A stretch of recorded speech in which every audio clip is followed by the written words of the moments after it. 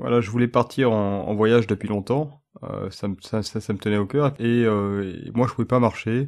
J'avais, commencé à monter un voyage, quitte à partir avec un ami, traverser l'Amérique à vélo.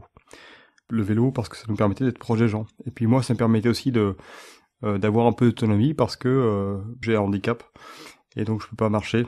Aujourd'hui sans béquille ça devient impossible. Donc c'est toujours la surprise quand les gens me voient monter sur un vélo. Mais ça a une particularité qui est assez bonne, c'est que finalement, quand on arrive, on surprend. Et comme on surprend, les gens s'arrêtent, nous posent des questions et puis proposent de venir prendre un verre pour nous reposer. Et puis finalement, on est invité à dormir un peu partout. Après une enfance que l'on passe à l'hôpital, peut-être parfois une année complète à réapprendre à marcher, une mobilité, on a envie de partir, on a envie de changer d'air, quoi, en fait. Donc il y avait ces nécessités-là de partir. Alors ce qui est amusant dans l'histoire, c'est que nous, quand on a annoncé le départ aux parents, personne, enfin moi de mon côté, personne n'y a cru, parce qu'on s'est dit, mais toi tu marches pas, enfin t'es un peu prétentieux, tu te rends pas compte, la Bolivie c'est juste impossible. Et puis c'est dur pour nous, mais alors pour toi c'est impossible. Et puis il y en a un qui a cru assez rapidement, c'était le patron d'Air France, qui était Jean-Cyril Spinetta, qui avait une fille avec un handicap, qui s'est dit, mais pour une fois qu'on parle du handicap en positif, moi j'offre les billets d'avion. Et quand Air France offre les billets d'avion, et ben le reste des sponsors arrive tout naturellement. Et voilà comment on a pu commencer à partir en voyage.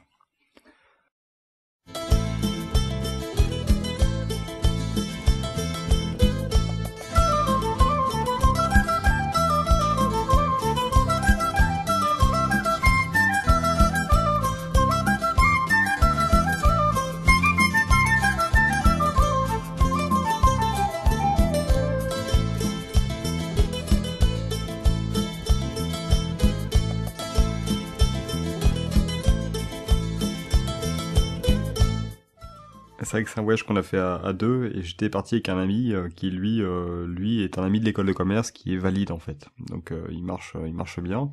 Et lui était parti plutôt pour l'expérience de traverser des paysages et des pays, et puis moi j'étais parti plutôt pour le côté peut-être un peu plus humain, pour croiser des personnes qui ont vécu des difficultés, qui sont nées en Amérique latine et qui finalement ont réussi à dépasser ces difficultés et à créer des chemins de vie pour les autres. Le cas d'une femme qui est née épileptique dans un bidonville, qui faisait comme ça 5 crises par jour, et qui était mis de côté, parce que ses parents, parce qu'elle détruisait tout, et puis elle a grandi comme ça dehors. Elle a rencontré son mari dans les ordures en fait, parce que c'était un alcoolique, et 40 ans plus tard, c'est surprenant parce qu'ils sont toujours mariés, alors que tout le monde divorce dans le bidonville, et ils fêtaient leurs 40 ans de mariage. Donc c'est comment tu peux commencer avec rien, et finalement réussir ta vie. Et dans le bidonville, c'est devenu un peu des modèles pour tous les autres.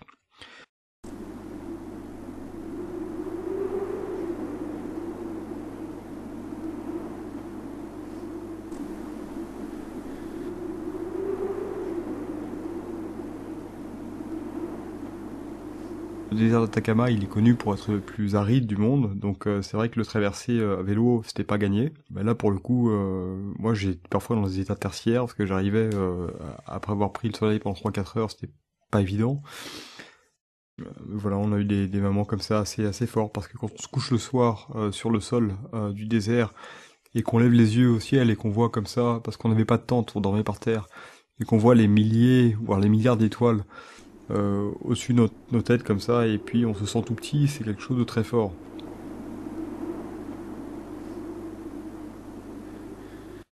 En Bolivie, les routes au bord des rails sont un peu difficiles, elles sont de sable, et là on tombe tout le temps. Donc je mets, pour faire 200 ou 300 mètres, je dois mettre 1 heure, quoi. Et donc je poussais mon vélo, et lui par contre, lui il est valide, donc il y va, c'est difficile mais ça va, quoi. Il m'attend comme ça 1 heure ou 2, et puis tout à coup il revient en arrière, il me dit Tiens, mais enfin, qu'est-ce que tu fous? Enfin franchement, mais avance plus que ça. Et puis moi j'étais tombé 30 fois, je lui dis attends mais répète-moi ça une seule fois, et enfin t'envoies en enfer, quoi. Et puis du coup je me retrouve seul à pousser mon vélo, et je mets 1 heure, puis j'arrive sur un petit pont, puis tout à coup je le vois qui sort la tête au milieu de nulle part, c'était assez amusant. Voilà, et puis c'était une sorte de manière de faire la paix, voilà. À l'école, moi ça s'est mal passé. C'est le cas de pas mal de personnes qui ont un handicap et donc j'étais mis de côté. Et là, quand je suis arrivé dans ce bidonville, au Pérou, j'ai vu que des enfants. Donc tout à coup, j'ai eu très peur et je me suis dit, mais en fait, je vais pas rester ici plus d'une journée. J'ai dit ça à mon coéquipier, je dis, mais attends, je reste pas ici. Et puis je me suis arrêté et puis tout le monde est venu autour de nous en fait. Et tout le monde nous a comme ça accueillis et puis les enfants se sont pas du tout moqués. Au contraire, ils ont pris les roues, ils ont regardé si les bagages étaient pas trop lourds, c'était assez amusant. Et on est resté comme ça 15 jours. Et quand je suis parti, finalement, ils voulaient pas que je parte, ils voulaient que je reste. Alors c'était un endroit qui était très très pauvre.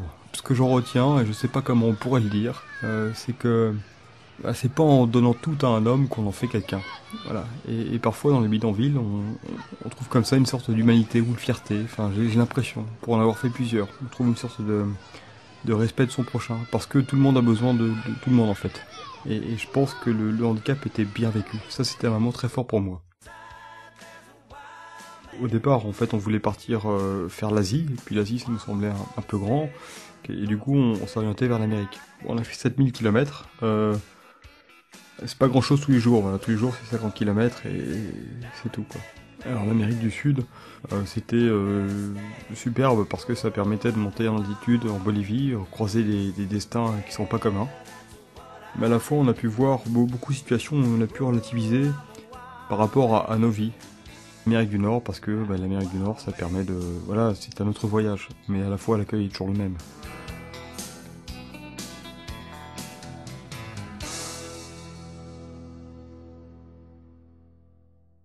C'est ça qui est incroyable, c'est que tous les jours on est accueillis, puis tous les jours les gens nous disaient mais ce que vous faites, ah tu viens d'où? Là je viens de la ville qui est à 50 km avant. Ah mais c'est génial, et puis tu vas où? Après on veut la Titicaca. Ah on n'y a jamais été, écoute, et puis on a un frère qui est comme toi, donc bienvenue. Et en fait c'est vrai que comme ça, c'est vrai qu'on accueille tout le temps, on se dit que finalement qu'on a eu de la chance, et puis mais plus que ça, que le monde est globalement très très bon quoi.